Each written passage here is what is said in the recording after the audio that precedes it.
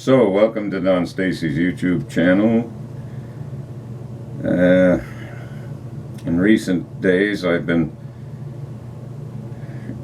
reading from a novel I just completed titled The Impressionist, about a stand-up comic. And looks like I'm about 2/3 of the way through it now, so I've come to a chapter I've titled Octavia Steps into Jack's Life. Jack is the stand-up comic.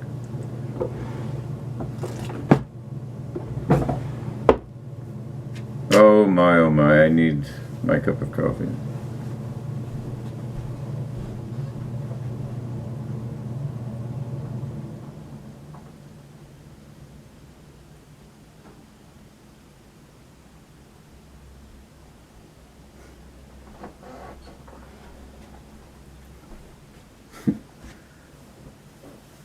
When I was a young boy, about 7 or 8 years old, which would have been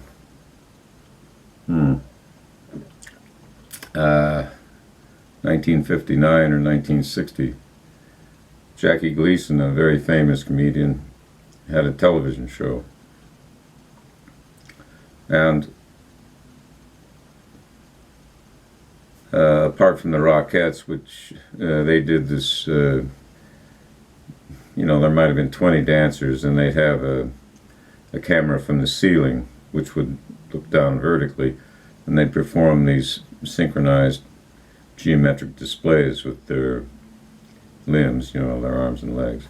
It's always very interesting. But anyway, when Gleason came on stage, some assistant would bring out a saucer with a cup of coffee on it, and Gleason would take one sip from the coffee and evince this disgust over the taste of the coffee every time. And he never changed much from week to week when he did this, but it was always amusing. So anyway, Octavia steps into Jack's life. The guest bungalow in which Jack was staying gave him a sense of privacy that for the last 5 years he had gone without for most part since his divorce from America. He had almost forgotten what it was like. Apart from the Thursdays when a small team of groundskeepers descended upon the property with self-propelled lawnmowers, gasoline-powered leaf blowers, his surroundings were idyllic. Of course, the man who owned this property, Stephen Hunterberg, the aging son of a wealthy aluminum producer, and one of the producers of the series Jack was helping to write, had money to burn. The man's wife, Octavia, spoke with a European accent. Jack thought perhaps she was originally from Germany, and he was not far off the mark. Indeed, she was from Austria, Arnold Schwarzenegger's home country. Although throughout the first few years of her marriage to Hunterberg she had been content, if not happy, during the last several months Octavia had grown weary of Stephen and his continual philandering. Presently she had convinced herself that he had acquired a new mistress, and she based this conclusion on his recent behavior, such as those phone calls he had been receiving lately where he would excuse himself, saying that the call involved a business matter, and step out of the room. Oh, he's been quite discreet about it, she thought. She hadn't any idea of who he might be seeing, but for Octavia this no longer mattered. Embittered resentment had come to fill and dominate her days. So when Jack happened to appear on the scene, she felt great relief whenever she spoke with him. Usually whenever he came to the main house to eat one of Rosario's dinners. She thought he was quite charming, not the usual sort of clammed up and often self-consumed sort of screenwriter Stephen brought around on occasion. And the novelists who showed up now and again were even worse. The more bold among them sometimes made a play for her, which she rebuffed with a witheringly worded refusal, culminating with the warning she found herself compelled to issue at random intervals: just fuck off. She'd been living in Bonn and working as a model when she first met Hunterberg. The aura of success radiated from him like a beacon, and she felt immediately drawn to him. After merely 3 weeks of getting to know each other, Stephen asked her to marry him. Stop joking around, she told him. We hardly know each other. But he was very good at persuasion and eventually talked her into accepting his proposal. And for those first few years, she had never enjoyed life more. Stephen would spend money as though he had an inexhaustible supply of it. They had led a pleasurable and opulent life. But those pleasant days were now all in the past. On a Saturday afternoon, while Hunterberg was out playing golf and schmoozing with potential investors for another film, Octavia strolled over to the guest house to say hello to Jack and visit with him for a while. She felt bored, longing for pleasant, refreshing company. Although she could have phoned one of her girlfriends that afternoon, she did not feel so inclined. And she kept thinking about Stephen's reclusive guest in their backyard bungalow. A brief light knocking at the front door broke Jack's concentration, and he rose and stepped out from behind the desk where he'd been working to greet his visitor, whom he automatically assumed was Stephen Hunterberg. But, of course, when he pulled open the door, there stood the man's wife instead. "Hello, Jack," she said. "Well, aren't you going to invite me in?" While looking into her eyes and feeling instantly captivated, with a broad smile, he said, "Yeah, sure. Come on in, Octavia." After her phone call with Jack that evening at the dinner table, Erica mentioned to Theo is Jack's father, what he had told her while Susie and Leland looked on astonished that their dad was now working in Hollywood. Theo set his fork down and said, "So, Jack finally managed to pull it off after all this time. Apparently he's playing with the big boys now." Erica glanced at the children and then returned to gaze to Theo and said, "He told me this was a huge break for him." "Yeah," Theo said, "I guess it would be." Erica did nothing to discourage her children when both Leland and Susie began to enthuse, now feeling deeply impressed by their father's small leap up the ladder of success in show business. She presented them with the slightest of smiles, as though preparatory to a wince. And very soon, Theo jumped in and began to encourage them. Almost without knowing it, he had relinquished his disapproval of Jack's comedic undertaking, having jettisoned his job as an announcer and spin wizard at the AM radio station out there in Medical Lake. No doubt the son of a bitch is making a hell of a lot more money now, Theo reflected. And then he began to wonder how Erica might feel down the road if Jack actually did make it big and had managed to sustain that level of success over a respectable period of time, say 4 years. What would she be saying about Jack then? "He's either going to swim or sink," she said. The kids had become excited while boasting about their dad and had even begun to wrestle some while still seated next to each other.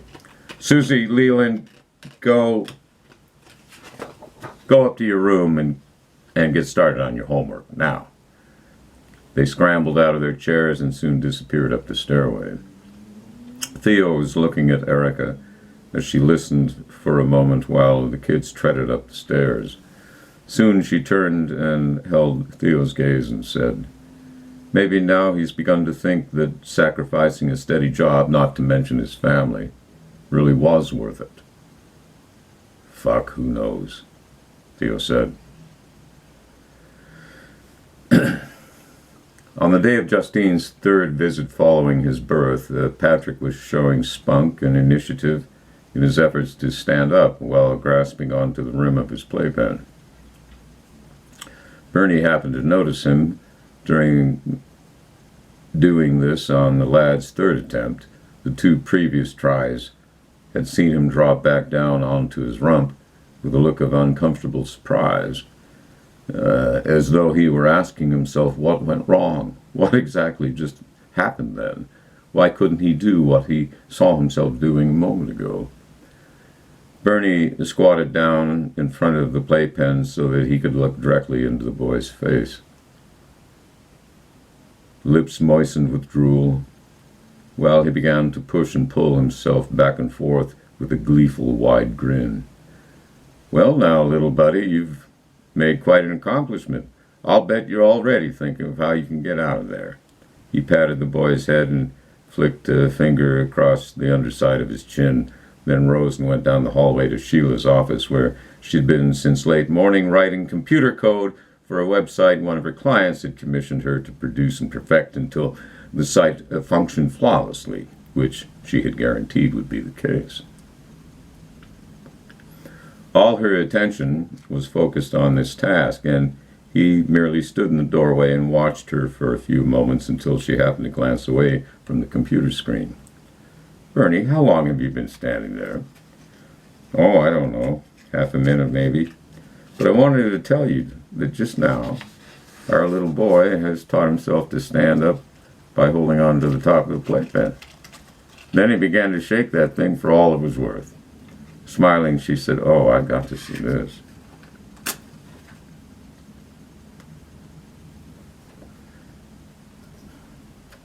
She rose and followed Bernie into the living room, where she found Patrick fully engaged in his newly discovered pastime. "Look at you," she crooned, and then lifted the boy out of the playpen and held him away from her just enough so that she could look into his eyes and say, "Auntie Justine is coming to see you, Patrick. Did you know that?" "Oh, yes, she is. Oh, yes, she is."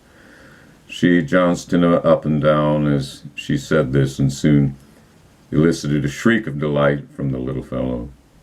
She then lowered him down onto the floor, where he began to crawl about, exploring the living room. Soon after this, Justine arrived.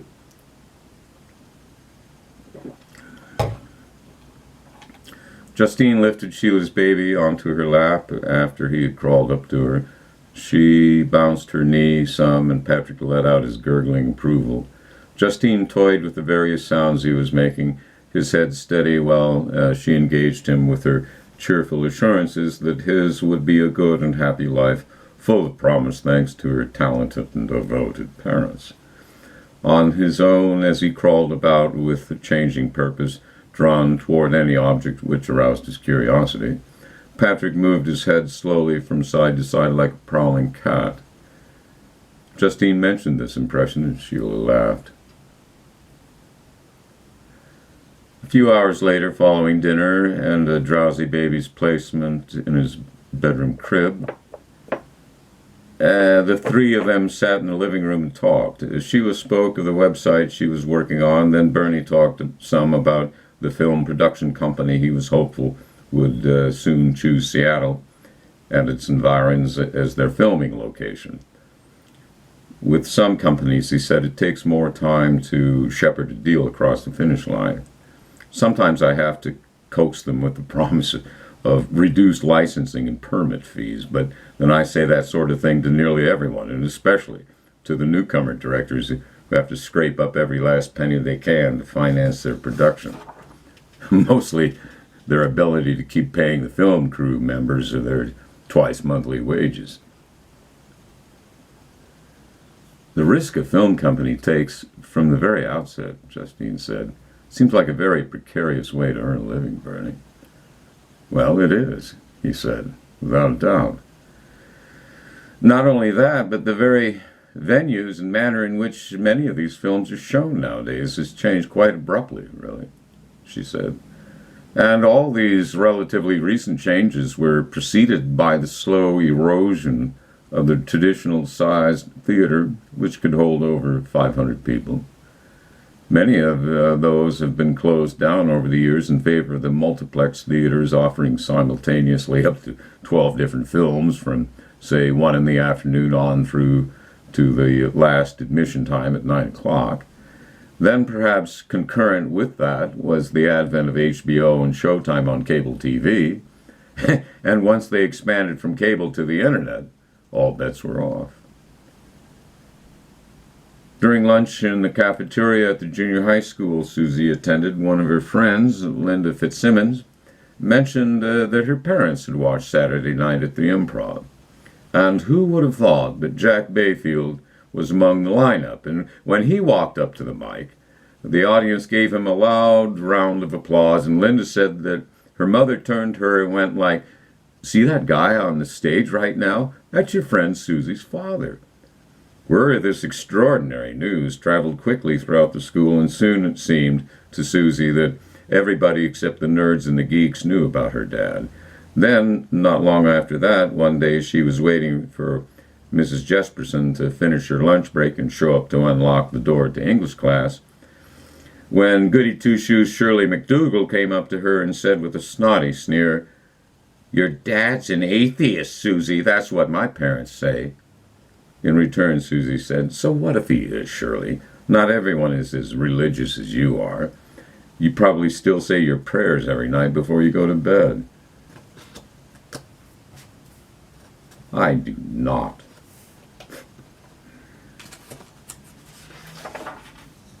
And I'll bet you still want to be a virgin when you get married. Get real. As yet, they hadn't spoken to one another again since that brief, though heated, exchange. After a few days, Susie mentioned this to Erica.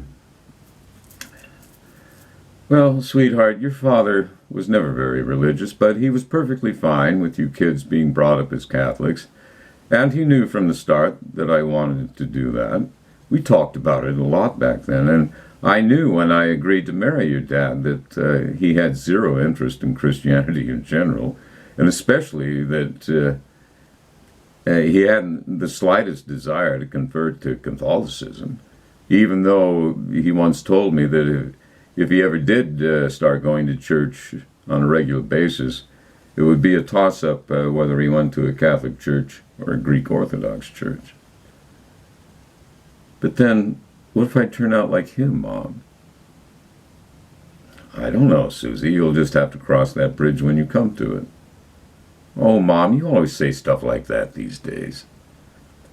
"Well, sometimes these questions you've been asking me lately don't have any easy answers, dear. You've begun to pose some very adult problems. Remember what we talked about just last week?"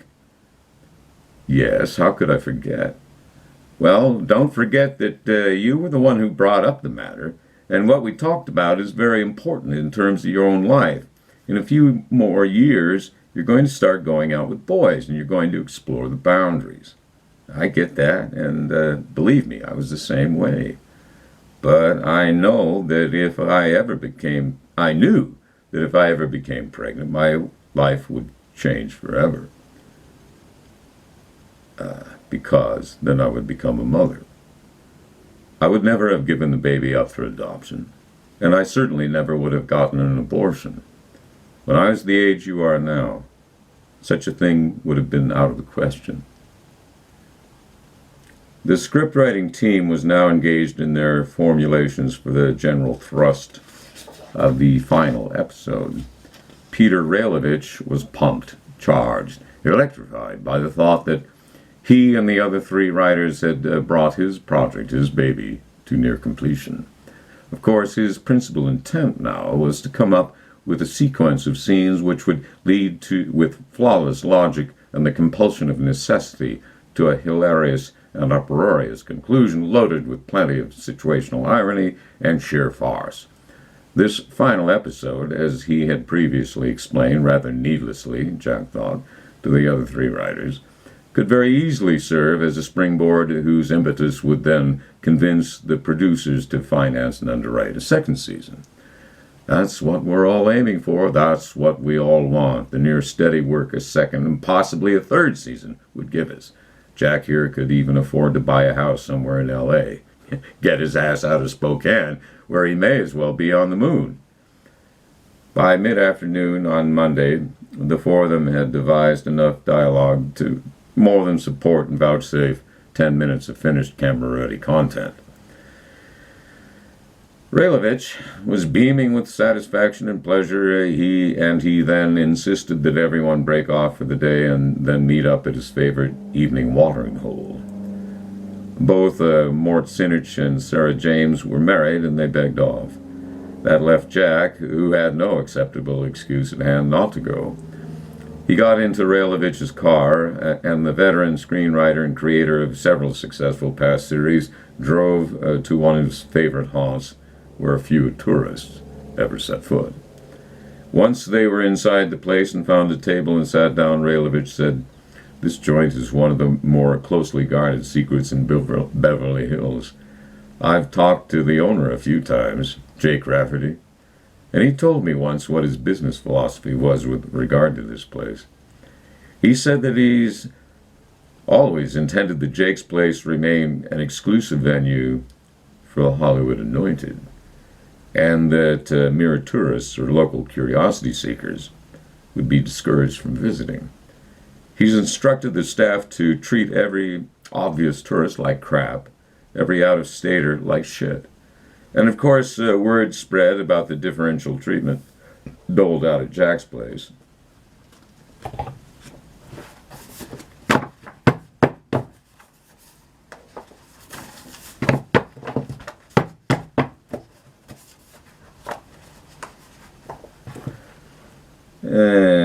You almost have to know someone to get a second drink. Like those private nightclubs in Salt Lake City where some established member who happens to be sitting nearby is willing to sponsor you. The weekend had been rough, grueling. Patrick was not only suffering the emergence of his first few teeth, he'd also been struck with a bout of the flu, which was circulating during the late October. About a week prior to this, Sheila and Bernie had taken Patrick, stuffed into a stroller, out for a walk. They stopped in at a cafe for dinner, and the waitress who served their food was having a problem preventing herself from coughing. 2 days later, Patrick began showing symptoms of what Sheila's mother referred to as Palouse lightning, her colorful designation for the stomach flu. So, neither Sheila nor Bernie had gotten much sleep, and neither one of them were in a pleasant mood that Monday morning which so quickly followed.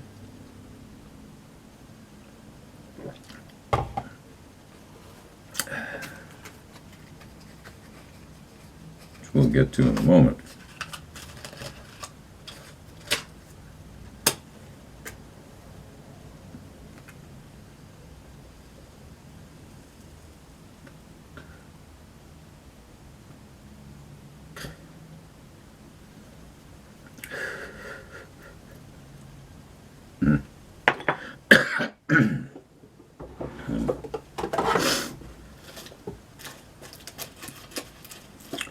Ricola.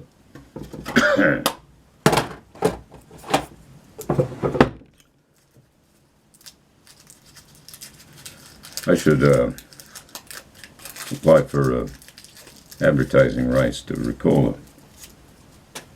But you see, I only have 6 or 7 subscribers, so that's a long ways off from 1,000, which is, I think, the minimal number you need to do that. So that's not in the offing anytime soon. Maybe posthumously, but not now. One never knows. All right.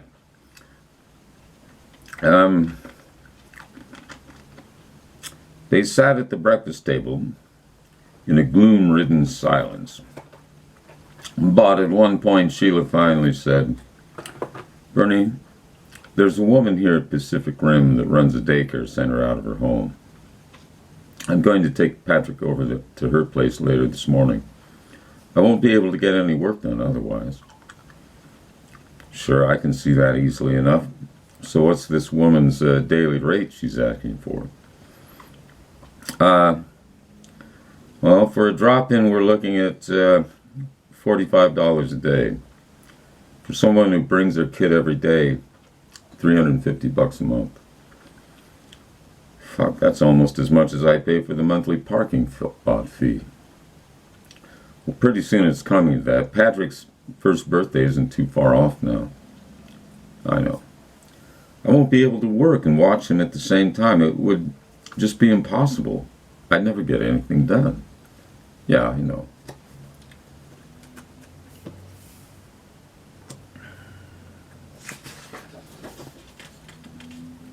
During his flight back to Spokane, Jack had ample time to recall and reflect upon the last 2 or 3 months of his life. Outwardly, he had done remarkably well, from the point of view of John and Joan Q. Public.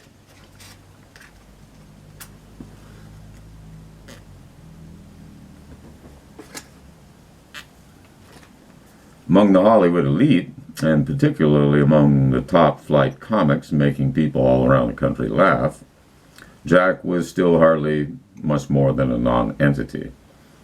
But he thought at least he got his Screenwriters Guild card out of it. That door, a rather significant one, had finally swung open for him.